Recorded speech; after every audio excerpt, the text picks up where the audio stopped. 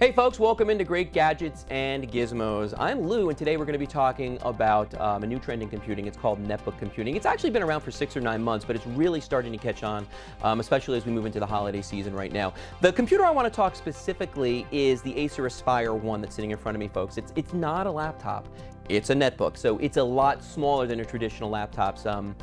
This one has an 8.9-inch screen, as you can see right there. But you know what? Crystal bright technology from Acer. It looks phenomenal. I mean, great colors, very crisp, very sharp on here. As you can see, it's widescreen as well. This is going to come with a 120 gigabyte hard drive, which is a really good size hard drive for a laptop of any kind out there right now. They have started to introduce them with 160 gigabyte hard drives, but you know what? The 120 is absolutely sufficient for this. It has the Intel Atom processor, and that's a 1.6 gigahertz processor, which you know what? They've made it pretty much for this computer in terms of battery life and the speed of the processor. I found that you could have multiple windows open on this. You can do word processing. You could do spreadsheets. Great for email. Great for surfing the web. Anything like it. We've even made movies with this, and you know, it holds up. I mean, so a good processor for this. It only comes with 1 gigabyte of RAM.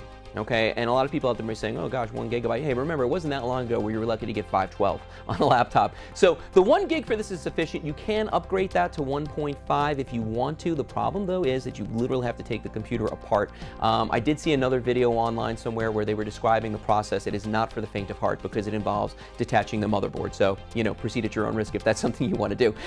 Some of the other features on this we want to talk about is, let's take a look at the side of the laptop right here. There's a 6-in-1 card reader, which is awesome for transferring files on and off of the laptop because it doesn't have a disk drive. So you're going to be using that every once and again, and also for your digital cameras and that sort of thing to take pictures and movies off of. It's fantastic for SD cards, you know, your Sony memory sticks, the Memory Stick Pros, anything like that. You know, it'll be great for those. 2 USB ports on this side. You're going to be using those quite a bit because, as I said, it doesn't have the disk drive on it, so you're going to be using that for your peripherals and that sort of thing. And then over here, of course, you've got your audio in and out for the microphone and for headphones on this. Now, I'm going to spin this around. We'll take a look at the other side right here. First thing you're going to see up on the front here is that there is actually an expansion slot built into this. Right now we've got a 4 gigabyte SD card in this, and it actually adds to the storage capacity of the computer. So as large an SD card as you can put in there is how much storage space you can have. You can actually use it like as an external drive almost, swapping it in and out when you're working on different things. Another USB port. We've got our LAN connection here as well. Then we've got a VGA out right there, which is kind of cool because you can hook a larger monitor to this. If the 8.9 isn't doing it for you in a particular application, you can do that. And then you've got your AC power right there. It doesn't have the disk drive in it, but we haven't really found that to be a problem because we'll transfer anything over to a thumb drive if we want and put it there, or use an external drive, which, you know, most people out there these days, it seems, have. It does have Wi-Fi built into it as well. The Wi-Fi in this is of the G variety, so, you know, it's plenty fast, and we found that it gets a really good signal, so that's not a problem. One thing I want to show you is the keyboard on this, because there's a lot of folks out there. See the keyboard right there? Now, they're normal size keys, sort of. They're just kind of close together. They might be a little bit smaller than what you're used to. My wife has absolutely no problems using this. My hands being slightly larger, you know, I tend to fat finger it a little bit, but you can get used to that. The other thing I want to show you is down here. I want you to notice, and I'm going to spin this back to our other camera, I want you to notice something. Now, that, friends, is your touchpad on here, but what you're going to notice right away is that the buttons, the right and left click buttons on this, the mouse buttons are literally on the right and left. We're used to having them under our thumb.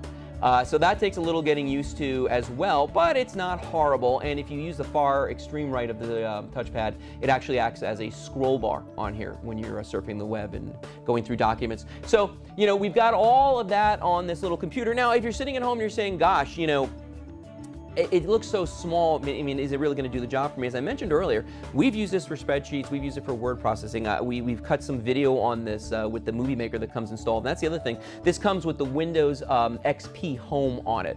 It doesn't have Vista, and a lot of folks out there don't want Vista, so that's probably a good thing. And because it only has 1 gigabyte of RAM built into it, it's not going to run Vista anyway, although some people claim that they've upgraded and it does. But, you know, I'm happy with the XP on this. It's the OS that I prefer from Microsoft anyway.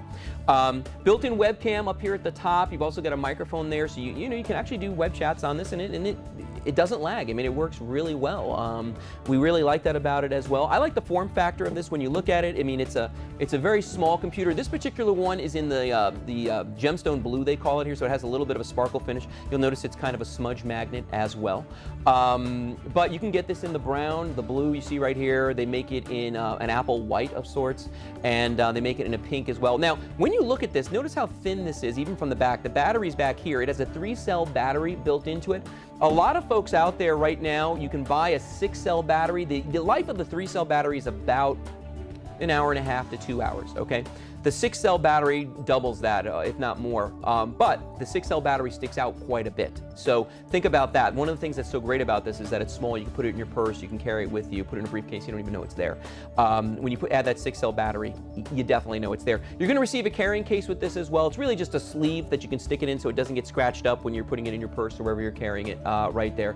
Comes with the power charger, comes with a microfiber cloth so you can wipe it down all over, and it's you know, because as I said, it is a smudge magnet, so you're going to get all of that with this. Now, in terms of pricing out there, I've seen it anywhere on television. I've seen it for up to $500.